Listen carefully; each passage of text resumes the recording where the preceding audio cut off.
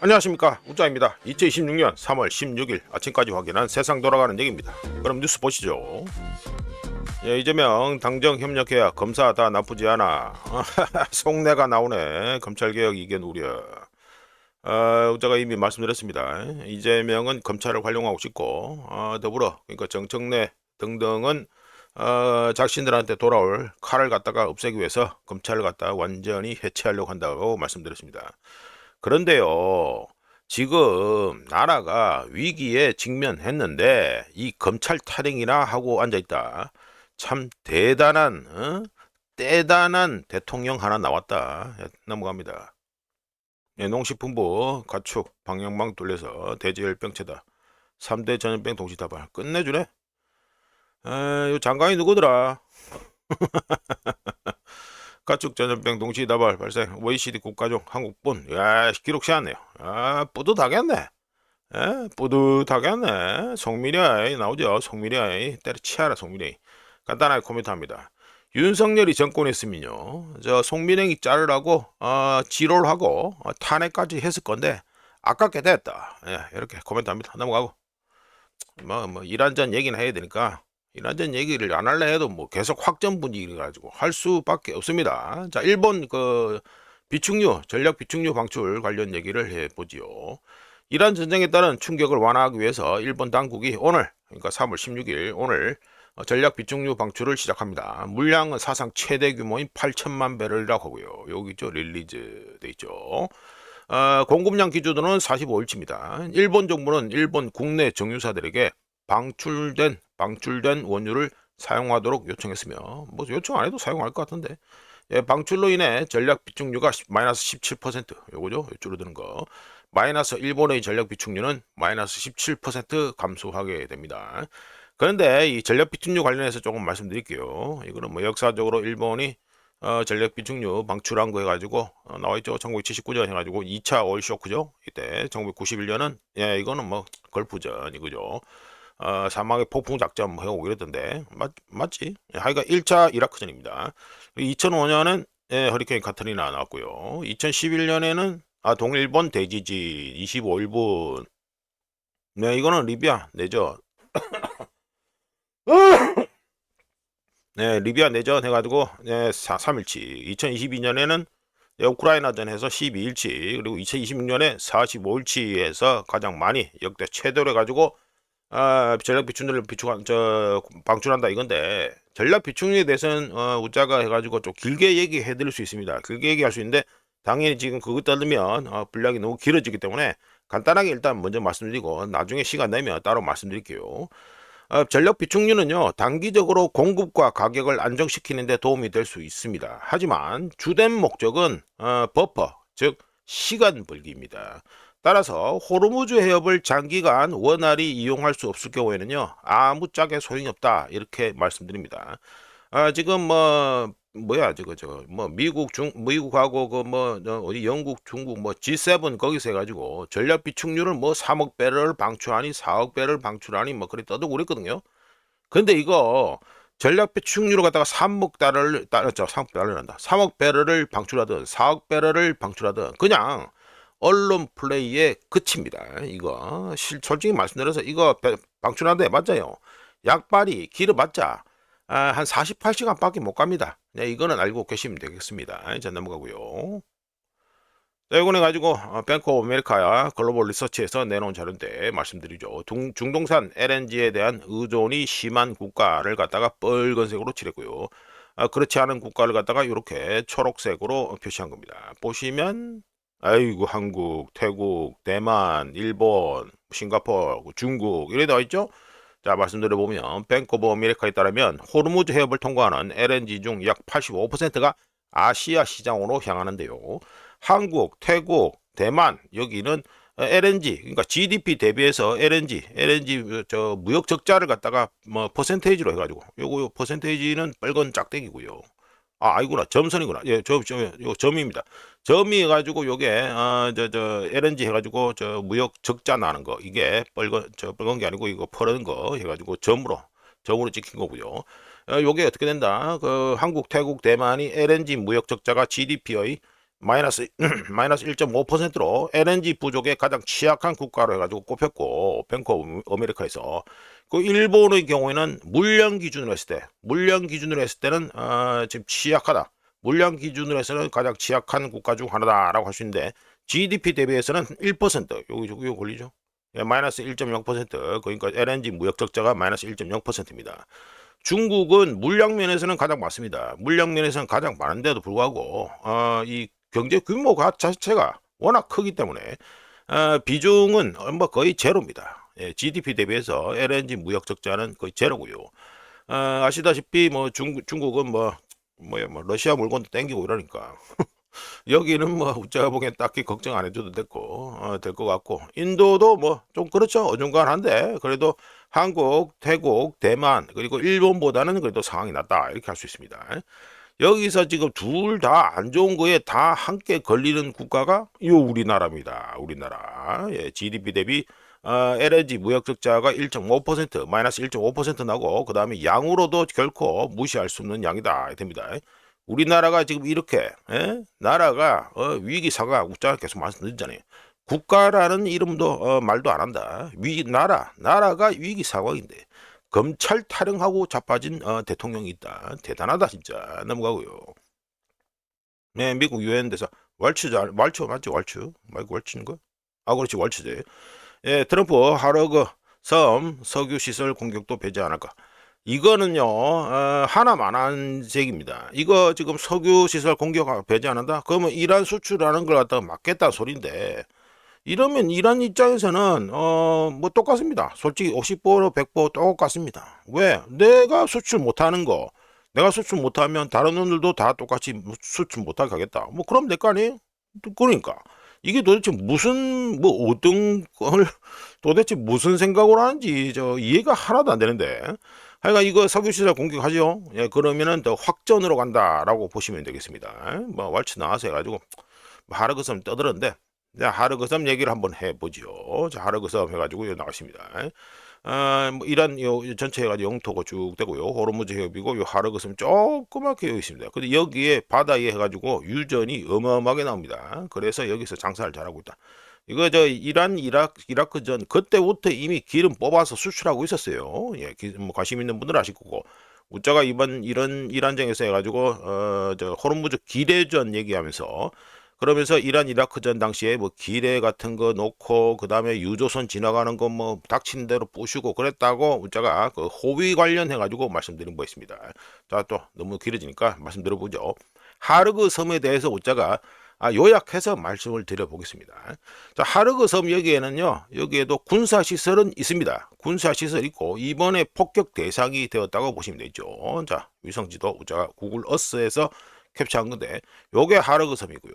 요 위에 또 하나 있습니다. 하르콘가 뭔가 해가지고 하나 조그만 거 하나 더 있습니다. 예, 더 있는데 요거다. 요 핵심은 요거다 되고요. 일단 이미지를 크게 한 상태에서 예, 보시죠. 자, 폭격 안 되는 어디입니까? 여기죠. 예, 이쪽에 폭격했습니다. 여기 폭격했고요. 석유시설, 그러니까 터미널하고 있는 데는 이 밑에, 섬 밑에입니다. 그 남쪽에 있다, 이렇게 보시면 됩니다. 하여간에 폭격은 여기서 이루어졌다, 이게 되고요. 자, 말씀드려보면, 하르그 섬에는 3,400만 배럴 이상의 원유를 저장할 수 있는 저장 탱크 55개가 있습니다. 55개가 있습니다. 근데 이번 폭격에서 제외가 됐습니다. 이 터미널이죠. 싣는 터미널, 요래 되고요. 미국의 폭격이 있었던 3월 14일, 현지 시간 3월 14일에도 VLCC, 그러니까 초대형 유조선이죠. 초대형 유조선 한 척이 200만 배럴, 그러니까 200만 배럴 싣는데 몇 시간이 걸리냐면 48시간이 걸립니다. 200만 배럴을 갖다가 선적하는 작업을 마무리했었고요. 3월 14일에. 그러니까 주로 이쪽에서 선적합니다. 여기. 예, 이쪽 서쪽 터미널에서 선적한다, 이게 되고. 이외에도 동쪽에서 소형 유조선 및 그 매척이 소형 유조선 매척이 섬 동쪽에서 해가지고 선적 및 정박 중이었습니다. 이때 이미 뭐 이거 보면 사이즈가 좀 작죠? 예, 좀 작고 이쪽이 좀 크고 이렇습니다. 자, 이어서 조금 더 말씀드려보면, 하르그 섬은요, 이번 전쟁 이란전이 터지고 난 이후에 우짜 기준에서는 이스라엘 그리고 미국 대 이란의 2차전입니다. 작년 1차전에 의해서 2차전인데, 이번 2차전이 터지고 난 이후에도 끊임없이 유조선 선적 작업을 계속 해왔습니다. 하르그 섬은. 아주 누가 타치를 안 하기 때문에 여기는 계속해서 기름을 싣고 기름을 수출하고 있었다. 이게 되고요. 자, 하르그섬은 1960년 여름부터 석유 수출을 시작했고요. 당시에 계획되어 건설된 석유 수출 용량은요. 700만 배럴 per day, 하루 평균 700만 배럴이었습니다. 그리고 요 계획해서 만들었던 그 수출 용량 700만 배럴 per day, 이게 이란의 석유 수출량이 그만큼 따라갈 만 해가지고 올라가기 얼마다 하면 1976년에 하루 평균 660만 배럴을 기록하면서 얼추 계획된 석유 수출량을 갖다가 충족하게 됐다. 이게 됩니다. 자, 이후에 하르그섬은 2025년 기준 이란 전체 원유 수출량 중 96%, 양으로 치면은 160만 5천 배럴 per day 중에서 153만 8천 배럴 per day를 갖다가 차지하고 있습니다. 자, 계획된 석유 수출량보다 못하지요. 자, 이거는 제재 때문에 그렇다라고 보시면 되고요. 다음으로 이란 이라크전 당시 사담 후세인은 하르그섬을 갖다가 여러 차례 폭격해서 이 탱크를 갖다가 많이도 부셨습니다. 이거 저장 탱크 많이 부셨습니다. 하지만 그때도 하르그섬은 150만 배럴 per day, 하루 평균 150만 배럴의 원유를 수출할 수 있었다. 수출하고 있었습니다. 그때도 이미 폭격했는데도 불구하고 그랬다. 이거 되죠. 자, 이어서 하르그섬 이거 뭐 알자지라 해가지고 돼 있던데 보시면 이게 뭐 해가지고 쭉 이어지죠. 자, 이게 파이프라인입니다. 파이프라인. 그러니까 하르그섬 여기 나와 있죠. 하르그섬 해가지고 뭐 90% 해가지고 이란 석유의 90%뭐 이래 적어놨는데. 하르그섬에서 생산된 원유 중 일부가 곧장 유조선에 선적되지만 대부분의 원유는 이 파이프라인을 통해서 이란 본토로 보내진다는 거, 이거는 까먹으시면 안 됩니다. 그러니까 여기에 다 있다 아니요. 이란 본토에 여러 곳에 가지고 저장된 거에 파이프라인을 통해서 딴 데 가지고 쟁여놨다. 이거만 알고 계시면 되겠습니다. 자, 넘어가고요. 하르그섬 관련해서는 또 이란 미국 해병대 뭐 상류권 해가지고 또 후반부에 또 말씀드리겠습니다. 이거는 뭐 일단 이거는 넘어가고. 예, 요거는 그 뉴욕 포스트입니다. 뉴욕 포스트 기사인데 해가지고 보시면 아라그치가 해가지고 이란 외무장관이죠. 여기 해가지고 미국하고 이스라엘을 제외한 어떤 국가든 간에 호르무즈 해협을 갖다가 통행을 갖다가 하게 놔두겠다 이 말이죠. 그런데 요 보시면 이 졸리스크루즈도 이것이 이거 미국의 동맹 이러면 우리나라도 해당될 것 같은데. 아이가 말씀드리면 미국이 하르그섬을 폭격하고 하루도 지나지 않아서 아라그치 이란 외무장관은 MSNBC와의 인터뷰에서 우리를 공격하는 자들과 그들의 동맹에 속한 유조선과 선박만 금지되어 있을 뿐 다른 모든 국가는 호르무즈 해협을 자유롭게 통과할 수 있다고 발언을 했습니다. 이거 거의 역대급 갈라치기다라고 말씀드릴 수 있습니다. 관련해서 제가 좀 말씀드려보면 미 재무부 해외자산통제국 OFAC가 있는데 여기 제재 대상 중에 하나가 인도 초대형 유조선 스카이웨이브호가 있습니다. 근데 이 스카이웨이브호 인도 유조선 이게 3월 11일에 이란산 원유 200만 배럴을 싣고 호르무즈 해협을 통과했고요. 통과 당시에 스카이웨이브호는 AIS 선박 자동 식별 장치를 보란듯이 켜놓으면서 나는 지금 통과다 이렇게 해가지고 잘 보여줬고요. 참고로 스카이웨이브호는 3월 4일에 하르그섬에서 원유를 선적했습니다. 자, 넘어가고요. 자, 이거는 가지고 이란 탄도미사일이죠. 자, 말씀드려봅니다. 이란의 이스라엘 공격이 이스라엘 공군 기지를 집중 타격하는 것으로 방향이 전환되었습니다. 물론 그래 한다 하더라도 이스라엘의 철저한 보도 통제 및 SNS 유포 금지로 인해서 관련 사진 등을 갖다가 확인하기는 우리가 보기에는 힘들다라고 보고요. 하지만 또 하나 재밌는 거 흥미로운 부분을 하나 말씀드립니다. 사진이 아주 좀 그렇죠. 해상도가 많이 떨어집니다. 먼 건물이 부사졌다 해가지고 제가 사진을 갖다가 갖다 놨는데 말씀드려보죠. 요거 베이트 샴스의 모사드의 비밀 본부가 있는데 이 건물이라고 일단 이렇게 얘기됩니다. 얘기되는데 이 모사드의 베이트 샴스에 있는 비밀 본부가 이란 미사일 공격으로 첫 주에 이미 부사졌습니다. 부사졌는데 2주가 지난 가운데에도 시신 수습이 아직도 안 되고 있다 하고요. 미사일 공격을 받을 당시 이 저 비밀본부에서 그 일하던 친구들이 모사드 요원 친구들이 몇 명 있었다? 225명 있었는데 이들은 당시에 이란에 대한 전쟁 및 사보타주 작전을 갖다가 지휘하고 있었다라고 합니다. 근데 지금 행불이 돼가지고 시신 수습도 지금 못하고 있다. 뭐 요게 되겠죠. 저 넘어가고요.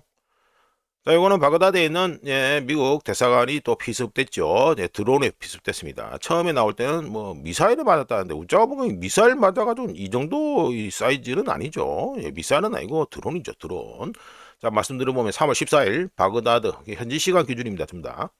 바그다드 미 대사관에 대한 이란 드론 공격으로 C램, 뭐 C램이라고 아시는 분들, 밀리터리 쪽에 있는 분들은 다 아십니다. 뭐 총알이 미친 듯이 날아가는 게 있습니다.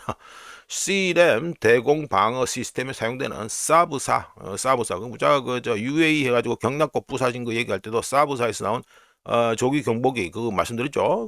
그 사브 옛날에 그 우짜 같은 연식이 되는 사람들은 알고 있는 자동차 메이커 사브 그겁니다. 사브의 지페? 지페인가? 지라페라겠네. 지라페 1X 레이더가 파괴되었습니다. 참고로 C램은 미 대사관을 향해 날아오는 로켓, 포탄, 박격포를 막아내는 최후의 방어선이고요. 사브의 이 레이더는 C램의 눈이 되는데 이란 드론이 이 방어선을 뚫고 원래는 C램이 이란 드론을 부숴야 되지요. 근데 그렇게 부수지 못했다.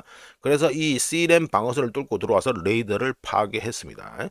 이제 이렇게 되면 어떻게 된다. 이라크 전에 관심 있는 분들은 아시겠지만 그린존이라고 있습니다. 바그다드에 그린존이라고 있는데 바그다드 그 미 대사관하고 이렇게 해가지고 구역 자체를 그린존이라고 만들어 놓은 게 있어요. 요게 이제 C램이 파괴되면서 그린존은 대공 방어가 없게 되고요. 덕분에 미국은 주민들에게 대피를 갖다가 권고했습니다. 자, 넘어가고요. 자, 이거는 뭐 이제 드론 얘기를 또 해야 됩니다.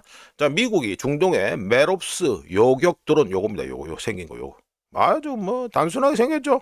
그냥 뭐 들이박는 거 용으로 해가지고 아주 단순하게 목적이 아주 단일하게 막 아주 뭐 직접적으로 해가지고 나는 뭘 하겠다는 걸 갖다 딱 보여주는 디자인입니다. 미국이 중동에 메롭스 요격 드론을 요격하는 드론입니다. 요격 드론 1만 대를 배치했습니다. 이거 한 대당 가격이 14,000달러라고 지금 얘기하고 있는데 이 메롭스 드론은 구글의 전 CEO인 에릭 슈미트가 지원하는 백업하는 방위산업 프로젝트 이글에서 개발된 후에 2024년 재작년에 우크라이나에서 실전 대비까지 했었습니다. 대량 생산할 경우 한 대당 가격이 3,000에서 5,000달러까지 단가를 크게 낮출 수 있다고 미 육군 장관이 주장을 했습니다. 주장했습니다. 실제로 그래 될런지 그거는 모르겠는데 하여간 아직 이 말은 뭡니까? 아직도 대량 생산은 안 되고 있다 이 말이죠? 그렇습니다. 그럼 요거 뭐냐? 아닙니다. 드론에 관심 있는 분들은 아시는 건데 모르시는 분들을 위해서 오자가 또 하나 미국에서 지금 만들어 놓은 거 개발해 놓은 걸 갖다 하나 더 말씀드릴게요. 대드론 그러니까 드론 요격용으로 해가지고 또 미국이 만들어 놓은 물건이 또 하나 더 있습니다. 이게 자매품이라고 하신데 좀 전에 이거 요 메롭스는 뭐냐면 샤헤드 같은 물건을 갖다가 그 주로 떨구는 거고요. 자, 요거는 뭐냐면 뭐 주로 FPS라 해가지고 뭐 전술 차원에서 그 전선에서 직접 뛰는 친구들 거기서 드론 날아다니는 거 그 요격하기 위해서 지금 내놓은 자매품이다. 좀 사이즈가 다르죠?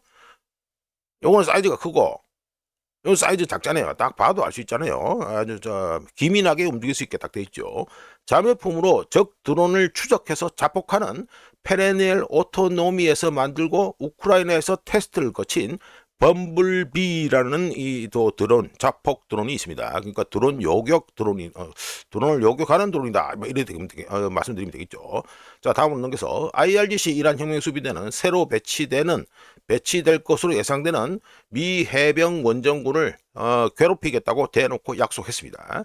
또 다음입니다. IRGC 이란 혁명 수비대와 그리고 헤즈볼라는 알쿠즈데이를 맞아 이스라엘에 대한 합동 공격을 감행했습니다. 제가 지난주에도 또 그 헤즈볼라 얘기를 또 했죠. 헤즈볼라 컴백했다라고 말씀드려가지고 그 며칠 뉴스인지는 또 기억이 안 나는데 하여간 헤즈볼라 컴백이라는 얘기를 갖다가 제가 지난주 금요일인가 해가지고 한 말씀드린 바 있습니다. 자, 넘어가고요. 네, 오늘 또 트럼프가 해가지고 우리나라 호출했죠? 예, 해가지고 간단하게 우짜가 허접한 실력에 그냥 번역을 간단하게 해봅니다. 자, 많은 국가들 가지고 나오죠. 예, 예. 이란의 호르무즈 해협 봉쇄로 이란의 호르무즈 해협 봉쇄로 인해 가지고 많은 국가들이 영향을 받고 있는데 그 중에서 특히 예, 뭐, 이거 뭐 보내라, 뭐, 어쩌고 저쩌고 하는데, 이거 뭐 필요 없고, 그 중에서도 뭐, 특히, 뭐, 우리가 줄여서 빨리 말씀드릴게요. 그 중에서도 특히 영향을 받는 국가들로는 여기 적어놨죠. 중국, 프랑스, 일본, 그리고 한국, 그리고 영국, 이렇게 적어놨죠. 이들 국가들을 갖다가 특징을 하면서, 미국과 협력해서 해협 개방과 안전을 유지하기 위해서 군함을 보내라. 예, 군함을 보내라. 이 소리입니다. 그러면서 뭐, 트럼프가 뭐라 했냐면, 해협은 그러니까 우리가 이미 이란을 갖다가 군사 능력은 100% 부사놨지만 뭐 이란 해가지고 손쉽게 드론을 갖다가 보내거나 드론을 한두 대 또는 기뢰를 갖다가 매설하거나 기뢰를 갖다가 바다에 뿌리거나 이러면서 해가지고 쉽게 호르무즈 해협을 갖다가 절단을 낼 수 있다 이래 말하는데 이것도 앞뒤가 안 맞죠. 예, 100% 부사다 하는데 무슨 뭐 드론이 나오고 뭐 기뢰가 나옵니까? 말도 안 되는 소리고. 하여간 이들 5개 국가 콕 집어서 5개 국가를 했습니다. 이들 보고 지금 해군 함정을 갖다가 보내달라 이랬는데 우짜가 보기에는 조금 그렇습니다. 조금 그렇고요. 지금 만약 우짜라면은 이거 다른 친구들이 하는 거 보고 움직일 것 같은데 지금 이재명의 경우에는 어떻습니까? 우짜 기준에서는 종미 정권이죠. 예? 미국과의 그 협상 자체를 보면 완전히 종미 정권입니다. 우짜는 거의 매국노급이라고 뭐 여러 차례 말씀드렸는데 협상 내용만 보면 이재명의 종미 정권은요 요 보내라는 거에 대해서 어떻게 했는지 우짜 쪽으로 상당히 관심 간다 이렇게 말씀드립니다. 자 넘어가고요. 자 요거 내가 또 예, 니미츠 항공모함 띄워놓고 우짜가 또 터키 외무장관이 얘기한 거 또 잠깐 삽입해 봅니다. 터키 외무장관은 비공식 외교 채널이 열려 있을 수는 있지만 협상 중에 이란이 공격받은 까닭에 이란이 배신감을 느끼고 있다라고 언론에서 인터뷰했습니다. 이어서 요거는 니미츠 항공모함입니다. 니미츠 항공모함 여기 68 나와 있죠. 니미츠 항공모함입니다.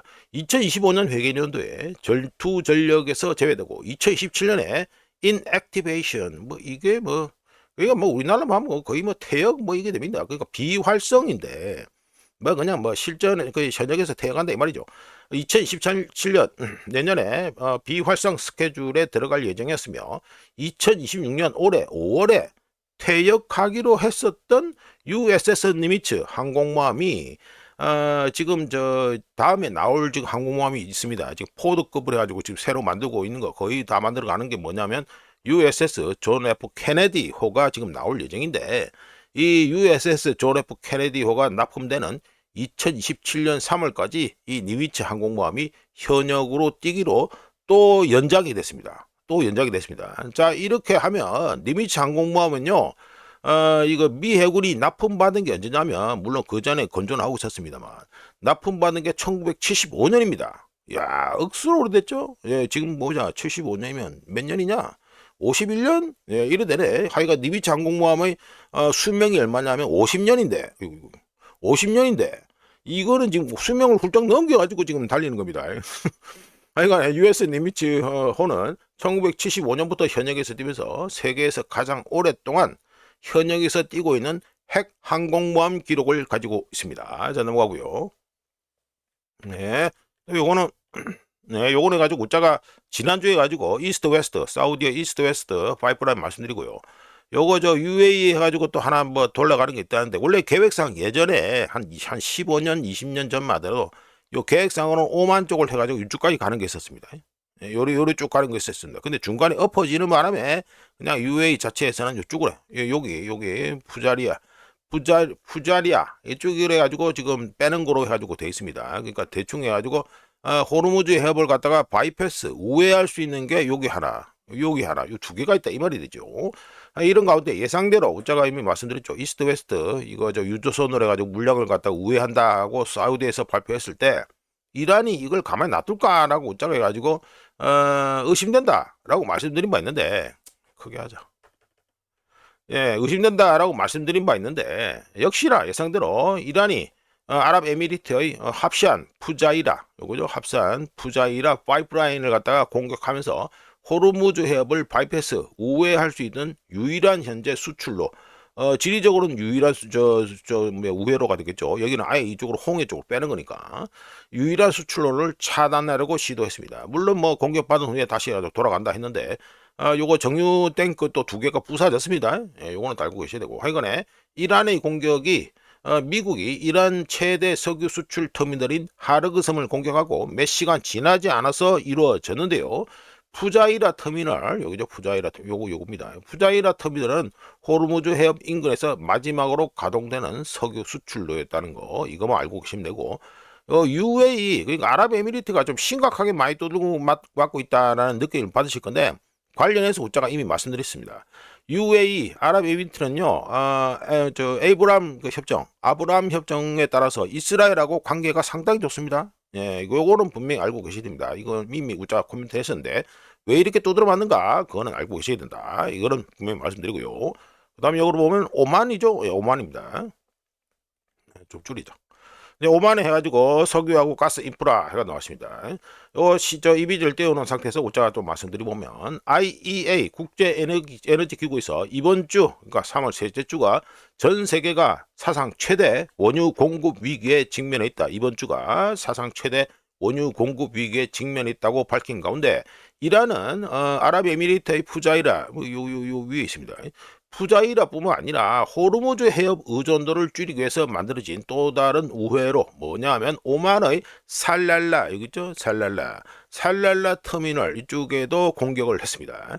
전반적으로 지금 다 때려 부수고 앉아있다 이게 되죠. 예, 인프라는 다 때려 부수겠다 이 말이 됩니다. 자 넘어가가지고 지난주에 우자가 수에즈 운하를 갖다가 USS 제럴드 R 포드 항모가 통과해가지고 수에즈 운하를 통과해가지고 사우디 쪽에 가 있다고 말씀드렸는데 위성사진 해가지고 미자르 비전 걸 갖다 보여드렸죠. 그런 가운데 지금 포드 항모가 사우디아라비아 서부 해안에서 약 88km 떨어진 지점에 해상에 위치해 있는 것으로 확인됐습니다. 자, 이러면 어떻게 됩니까? 후티 반군을 뚫고 밥엘 만뎁 해협을 통과하거나 호르무즈 해협 호위 작전 뭐 이거 우자가 보기 아직 뭐 가능성이 없습니다. 하여간에 호르무즈 해협 호위 작전에 참여할 가능성 누가 포드 항모가 참여할 가능성은 현재로서는 없다라고 보시면 되겠죠. 예, 이렇답니다. 포드 항모가 여전히 홍해에 짱 박혀 있다 이게 됩니다. 관련해서 우자가 또 말씀드린 적 있습니다. 이거 참 잘 내려가기 힘들다. 지금 후티 반군이 지금 보살이고 올 때까지 기다리고 있다고 말씀드린 바 있습니다. 자, 이어서 토마호크 해가지고 말씀드리죠. 왜 이걸 올리냐? 토마호크 해가지고 지금 또 산수를 갖다가 업데이트할 때가 됐습니다. 토마호크 지금 재고가 얼마나 남은지 말씀드려보면 개전 전에 미군 그러니까 미국의 토마호크 순항 미사일 재고가 약 3,500발에서 4,000발 정도로 남아있는 것으로 추정되었는데요. 지난 2주 동안 약 400발을 사용하면서 공식 발표되는 내용 기반으로 한 겁니다. 약 400발을 사용하면서 총 재고 중 10%가 불과 2주 만에 소진되었고요. 미 해군 정보국 USNI의 발표를 기반으로 했을 때 지중해, 홍해, 아라비아해에 있는 알레이버크급 구축함 16척, 그러니까 한 척당 토마호크 미사일 32발이 탑재됩니다. VLS 수직 발사관이에요. 이 탑재되고 그리고 요 16척이 현재 전쟁을 지원하고 있고 오하이오급 핵잠 한 척 여기에는 154발이 탑재됩니다. 토마호크 미사일이요. 그리고 버지니아급 공격 핵잠 4척 해서 각각 12발이 탑재되는데 이거 버지니아급 공격 핵잠 4척 이래가지고 그러니까 알레이버크급 구축함 16척, 오하이오급 핵잠 한 척, 순항미사일 쏘는 용으로 개조된 거죠. 그리고 버지니아급 공격 핵잠 4척 해가지고 다 합치면 총 몇 발이다?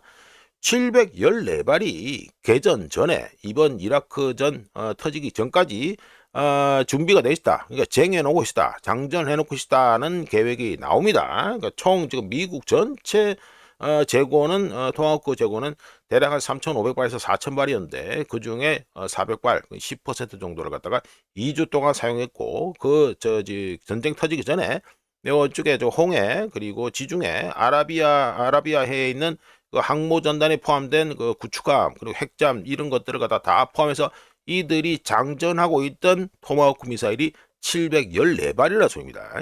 자, 약 400발을 사용했다는 건요. 배치된 미 해군 기동함대의 지상 공격 무기, 이거 뭐니까 토마호크죠. 지상 공격 무기 중 60%를 이미 소진했다는 걸 뜻합니다. 왜? 714발 중에 400발 정도를 썼으니까. 따라서 토마호크 미사일을 소진한 구축함 등은 전투 지역을 이미 이탈해서 재장전하고 있을 가능성이 높고요. 요거 첫날 해가지고 바레인에 있는 미 5함대 시설이 아주 아작이다 그랬죠? 예, 그래서 바레인에 있는 미 5함대 시설은 사용을 못합니다. 재장전하는 시설을 갖다가. 따라서 지금 현재 재장전이 가능한 가장 가까운 곳은요, 디에고 가르시아밖에 없습니다. 근데 디에고 가르시아까지 갔다 오면요, 아무리 빨라도 일주일, 기본적으로 2주 동안은 해당 그 함선들, 뭐 잠수함이든 구축함이든 이들은 작전 투입이 불가능하다는 거, 이거는 알고 계시면 되겠습니다. 자, 넘어가고요. 자, 이거는 USLI, 좀 전에 말씀드린 미 해군 정보국에서 매주마다 발표하는 항공모함하고 상륙함들의 위치입니다. 이거는 우짜가 캡처한 게 언제다? 3월 9일 기준입니다. 3월 9일 기준. 자, 말씀 들어봅니다. 82 공수, 미 82 공수 훈련 중단 소식이 이제 사라질만 하니까 이제 뭐가 나왔다? 미 국방부 관계자가 팍스 뉴스에 출연해서 미 해병 상륙준비단 소속 USS 트리폴리, 요거죠? 일본에 있는 거. USS 트리폴리호와 여기에 타고 있는 제31 해병 원정대를 갖다가 중동에 파견할 것이라고 확인해줬고, 이미 뉴스는 다 들으셨을 겁니다. 이런 가운데 USS 트리폴리호가 일본에 있던 이 친구가 지금 중동까지 가는 데는 기본적으로 2주가 걸립니다. 근데 미친 듯이 달리면 1주 정도, 한 2주 안 되게 1주 좀 넘어서 그렇게 가지고 컷을 끊을 수도 있습니다. 미친 듯이 달리면 그래 갈 수 있습니다. 한편 해병 원정대의 중동 배치는요, 이론상으로는 그럴듯해 보이죠. 이론상으로는 그럴듯해 보입니다. 하지만 2026년 현재 미 해병대는요, 우리가 기억하는 전통적인 미 해병대 뭡니까? 힘으로 뚫고 들어가서 거점을 갖다 확보하고, 그리고 세계에서 유일하게 그런 능력을 유일하게 갖춘 군대가 아닙니다. 2026년 현재 이 미 해병대는요. 트럼프 1기 행정부 당시, 트럼프 1기 당시 미 해병대는 교리 자체를 갖다가 이걸 좀 바꿨어요. 뭐라 이름이 갖다가 뭐라 바뀌었냐? 폴스 디자인 2030이라는 걸 해가지고 교리 자체를 아예 바꾸면서 분쟁 지역 해안선 점령이 가능케 했던 전통적인 장비 및 능력을 갖다가 제거했습니다. 뭐 전통적인 장비 및 능력이라니까 뭐 좀 어렵게 뭐 이해되실 분도 있을 것 같은데, 간단하게 말씀드려서 탱크, 싣고 다니는 탱크뿐만 아니라 헬기 수송 능력, 그리고 포병도 따라갑니다. 미 해병대는 독자적으로 돌리고 군대가 돌아가는 거니까 포병, 그리고 해안선 점령에 필수적인 기타 핵심 자산들이 대폭 축소되어 버렸습니다. 그래서 요즘 뭐 싣고 다닙니까? F-35B 이런 거 싣고 다니죠? 예, 요게 됩니다. 자, 그러면서 당시에 트럼프 1기 당시 이 짓을 할 때, 교리 자체를 바꿀 때 미 해병대 사령관이 누구였냐면 데이비드 버거 사령관이었는데, 데이비드 버거 사령관은 연안전, 그러니까 연안에서 벌이는 전투, 이거로의 그 전환과 바꾸는 거, 전환과 태평양과 중국에 특화된 임무 수행을 명분으로 내세웠습니다. 뭐 명분이라니까 뭐 복잡해 보이는데, 간단하게 말씀드려서 모든 임무에 대규모로 투입될 수 있었던 다목적 전력, 즉 전통의 미 해군, 그리고 가장 중요한 상륙작전 전력을 갖다가 영국에 있는 해병 특공대와 비슷한 걸로, 유사한 형태로 바꾸는 것이었죠. 그 특수부대 좋아하는 사람들은 옳다구나 해가지고 좋다 할 수 있겠지만, 원래 미 해병대는 그런 게 아니었습니다. 자, 관련해서 미 해병대 하면은 뭐가 나와야 됩니까? 자, 우리나라 인천 상륙작전이 나와야 됩니다. 미 해병대의 변신에 대해서, 탈바꿈에 대해서는 전투 경험이 풍부한 미국의 해병대 전 지휘관들이 극렬 반대했는데요. 이렇게 이거 미 해병대를 자꾸 손을 대려 하는 짓은요, 2차 세계대전 이후 상륙작전 무용론으로 인해 똑같이 계속해서 이런 짓이 나왔습니다. 자꾸 미 해병대를 갖다가 자꾸 바꾸려는 거. 이게 있었는데 1950년 9월 15일에 뭐가 있었습니까? 인천 상륙작전이 있었죠? 예, 요때입니다. 요때 그러니까 1950년 9월 15일 요때 해가지고 인천 상륙작전 이거는요. 2차 세계대전 때 오키나와 상륙작전 이후 처음으로 해가지고 미 해병대가 상륙작전을 벌인 건데 이 당시에 미 해병 1사단 이 해병 1사단 산하 제5해병연대 요거 보면은 제5해병연대가 있죠. 제5해병연대 산하 제3대대 여기죠. 제3대대 제3대대가 M26 퍼싱 탱커의 지원하에 월미도 요거죠. 예, 월미도의 상륙하고 점령함으로써 역시나 미 해병대 역시 해병대는 기본이 중요하다. 뭡니까? 해병대는 상륙전이 제일 최고로 중요하다. 이거를 갖다가 다시 한 번 더 확인시켜 줬습니다. 요거 인천 상륙작전 할 때 이 작전도 이래 나오는 건데요.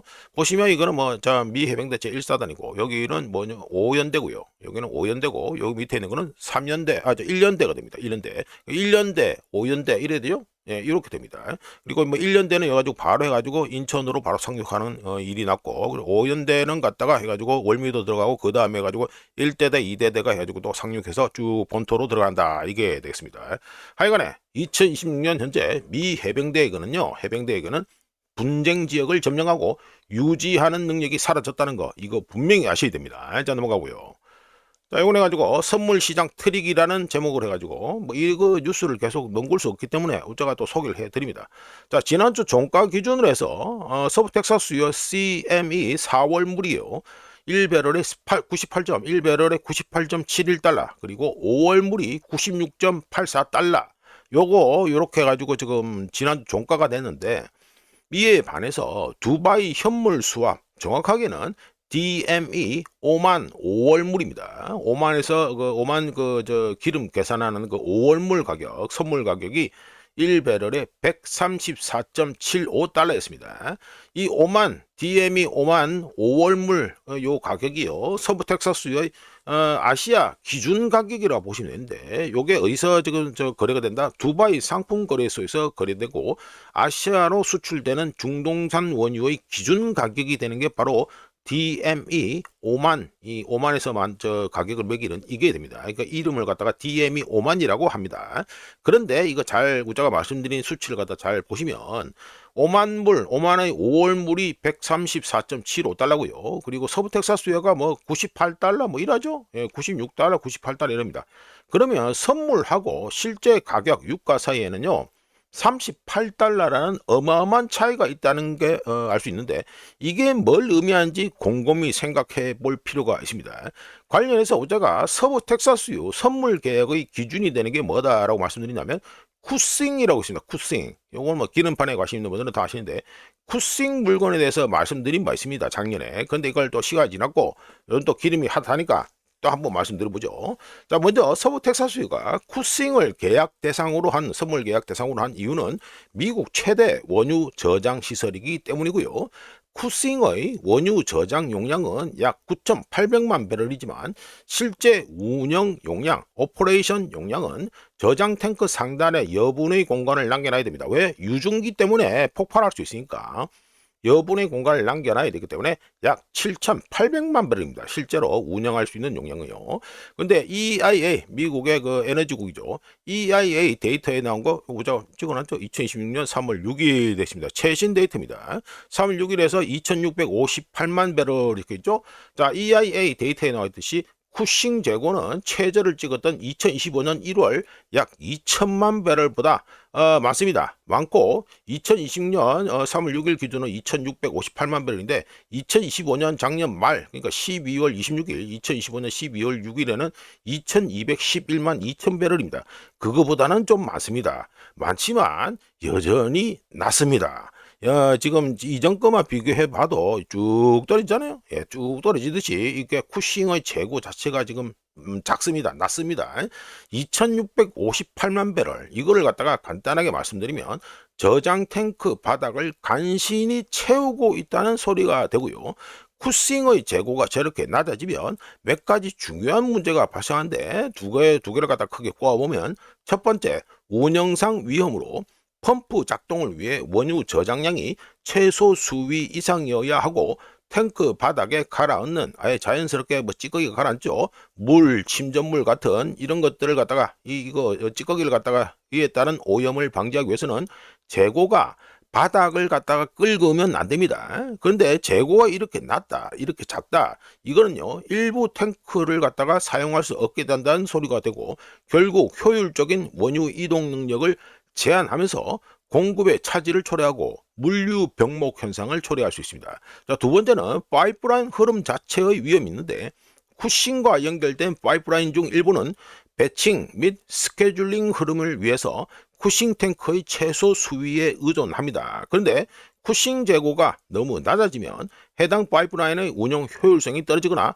일시적인 가동 중단 위험이 있습니다. 이걸 제가 우자 쿠싱을 갖다 말씀드렸는데 이걸 똑같이 호르무즈에다가 대입하면 똑같습니다. 다를 게 하나도 없습니다. 다 똑같다는 거. 그냥 여기는 쿠싱이라서 저장 탱크 기준으로 하지만 중동 쪽으로 하면은 호르무즈 해협, 그리고 오늘 뭐 저 말씀드린 것처럼 뭐 저장 탱크 부수고 또 미국은 카라그 뭐 저장 탱크 부수니 많이 이 소리 나오고 그러잖아요. 다 똑같습니다. 미국이라는 지리적 차이점이 있고 그다음 뭐 이제 저 보관 방식 이런 거 다르고 이런 걸 뿐이지 다 똑같습니다. 그러니까 요거는 아셔야 되겠다 싶어가지고 제가 말씀드렸고요. 자, 넘어가고. 이거 오늘도 또 많이 느려지는데. 자, 이거는 헤지펀드 얘기입니다. 관련해서 웃자고 해가지고 뒤늦게 해가지고 역대 최대 공매도 사태 해가지고 영상을 올려드린 공개를 했는데, 요거는 또 헤지펀드의 쇼 포지션이 증가했다는 차트입니다. 쭉 이렇게 차트 증가했죠. 자, 골드만삭스 데이터에 따르면 미국 상장 ETF에 대한 헤지펀드들의 공매도 포지션이 3월 12일에 10% 급증해 하루 증가폭으로는 역대 두 번째를 기록했고요. 역대 최대 증가는 2025년 4월 폭락 때. 뭡니까? 2025년 4월 폭락. 그때 이게 뭐냐 하면은 그때 해방의 날입니다. 해방의 날. 이 당시에 16%가 갑자기 해가지고 하루 증가폭으로는 16%가 증가하면서 역대 최대 증가를 기록한 적이 있습니다. 상장 ETF에 대한 공매도 포지션은 3월 첫째 주 8%, 둘째 주 12%로 계속 증가했고요. 결과적으로 지난 한 달 동안 공매도 비중은 23% 증가했습니다. 누가? 헤지펀드의 공매도 비중이요. 어디에 대한 거? 요 보시면 유비국의 매크로 프로덕션 해가지고 지수하고 ETF죠. 이쪽이 됩니다. 전반적으로 지수 선물과 ETF를 포함한 미국 거시 상품에 대한 헤지펀드들의 공매도 비중은 전체 미국 투자 비중의 11.5%죠. 11.5%에 근접하게 증가했고 2021년 이후 쭉 됐죠. 이렇게 됩니다. 2021년 이후 해가지고 현재 최고치에 근접하고 있다. 이게 되겠습니다. 자, 넘어가고요. 이거는 드론 또 우자한테는 아주 익숙한 드론입니다만 하여간 드론을 올려놓고 제가 좀 말씀드리겠습니다. 드론을 통해서 알 수 있는 교훈의 시간이다 해가지고 말씀드리죠. 이란전이 3주차에 들어감에 따라 대부분의 사람들이 몰랐던 교훈을 강제로 대부분의 사람들이 배우고 있다고 우짜가 보기에는 추정합니다. 실제로 배우고 있는지는 잘 모르겠는데 하여간 강제로 교훈을 배우고 있다라고 추정이 되는 가운데 이거 관련해서 얘기를 갖다가 우짜가 좀 그 드론에 대해서 좀 간단하게 우짜가 아시는 분들은 이미 다 알고 있습니다. 근데 모르는 분들을 위해서 간단하게 요약해서 이 드론전이 뭐 어떤 거냐, 드론이 어떤 거냐에 대해서 우짜가 요약해서 말씀드리겠습니다. 첫 번째, 탄도미사일 방어는요 대부분 허구에 불과합니다. 탄도미사일 뭐 지금 뭐 에로우 나오고 패트리어트 나오고 사드 나오고 이러잖아요. 근데 아무짝에 우짜가 보기에는 이제 거의 쓸모 없어진 게 일반 사람들한테는 이제 거의 교훈으로 확인이 됐다 이래 보고요. 두 번째, 값싸고 비행거리가 긴 공격 드론은 대표적으로 사이드가 있죠. 완전히 제압하기가 거의 불가능하며 상상할 수 없을 정도로 대량 생산이 쉽고 극도로 위험합니다. 이거는 이제 사람들이 얼추 다 알았다고 봅니다. 근데 아직도 우리 대부분의 사람들이 모르고 있는 점을 갖다가 두 가지 말씀드려보면 이 드론전 시대가 됐어요. 이미 우크라이나전을 기점으로 드론전 시대가 활짝 열렸는데 이 드론전 시대에서는요 상륙작전은 자살행위라고 우짜는 봅니다. 우짜 관련해서 지난주에도 말씀드렸죠.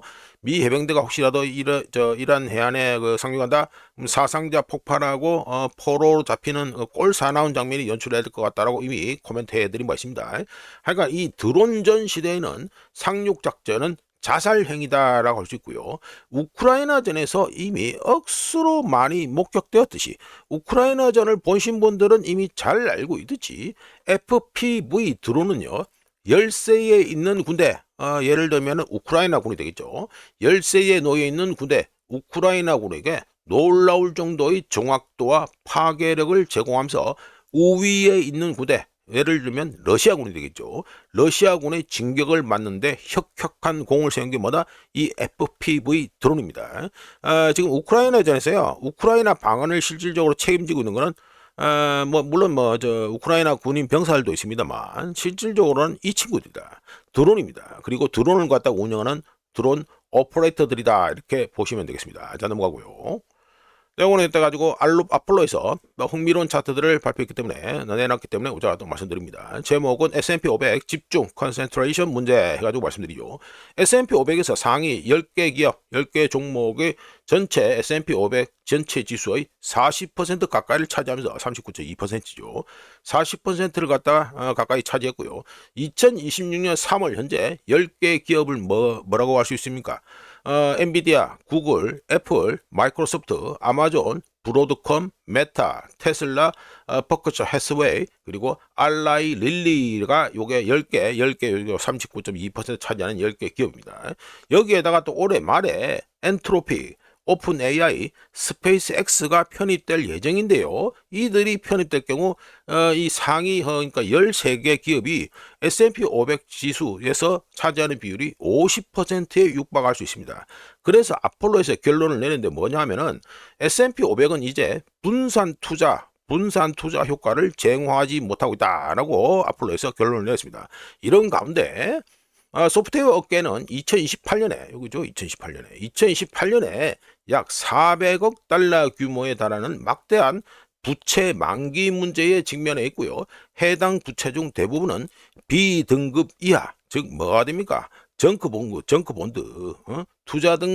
투기 등급에 속하고 투자 등급은 제로입니다. 없습니다. 투자 등급은 없습니다. 이거 A가 없잖아요.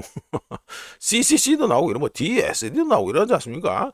투자 등급은 제로고요. 대부분 B 등급 이하, 즉 투기 등급에 되는 이 B입니다. 이게 만기가 돌아온다. 이게 됩니다.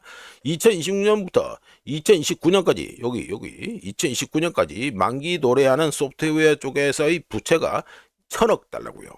무려 1000억 달러입니다. 그리고 2030년 이후에도 추가로 700억 달러, 이거 700억 달러 있잖아요. 2030년 이후에도 700억 달러에 달하는 부채가 만기 도래하는 가운데 AI 혁신으로 인해 소프트웨어 기업들의 신용 위험은 증가하고 있으며 사모펀드들이 적극적으로 대출을 해준 곳이 어디입니까? 바로 소프트웨어 부분 이 회사들이죠. 게다가 레버리지론 시장에서 소프트웨어 부분이 차지하는 비중도 전체 대비 12%로 가장 큽니다. 이런 가운데 이제 주식판에 들어가신 분들은 또 많지요. 관련해서 또 아폴로에서 내놓겠는데 마진 부채 뭡니까? 우리나라 말로 하면 B2죠. B2 잔액이 2025년 작년 중반, 그러니까 여기서는 데이터가 늦습니다만 하여간에 여기서는 다 확인된 걸 내놓기 때문에 걱정 없이 말씀드릴 수 있습니다. 하여간에 2025년 중반에 마진 부채 B2 잔액이 1조 2천억 달러를 돌파해서 1조 3천억 달러까지 해가지고 올타임 하이를 갖다가 기록하고 있다. 이게 됩니다. 상당히 걱정된다. 해가지고 우자는 S&P 500 그리고 다우 그리고 나스닥에서 이미 말씀드린 적이 있습니다. S&P 500은 600, 그리고 나스닥은 22,000, 그리고 다우는 45,000이 중요하다라고 이미 말씀드렸고요. 관련해서 이 차트는 뭐냐? MAGS 데이인데 이거 간단하게 말씀드려 매그니피션트 7 차트입니다. 매그니피션트 7 차트인데 이것도 우자가 2월 23일 차트 놀이에서 차트 꼬라지가 그렇다. 그러면서 뭐를 말씀드렸다? 지금 와이코프 차트, 와이코프 패턴을 갖다가 우자가 말씀드린 바가 있습니다. 그러면서 까놓고 말씀 안 드렸습니다. 까놓고 말씀 안 드렸지만 조심하시라 말씀드렸는데 전형적인 와이코프 차트 패턴이 완전히 완성되는 꼬라지입니다. 자, 보시면 이게 와이코프 차트 패턴입니다. 자, 요래 가지고 요래 쭉 가죠. 아이고 비슷하네. 하여간에 주식반에 들어가신 분들은 좀 조심하시는 게 좋겠다. 이렇게 우적외적으로 의견을 밝혀드립니다. 자, 와이코프 차트 한 번 더 보여드리면서 이렇게 해서 2026년 3월 16일 아침까지 확인한 세상도로 알리겠습니다. 구독, 좋아요, 그리고 회원가입 감사합니다. 내일 또 찾아뵙겠습니다.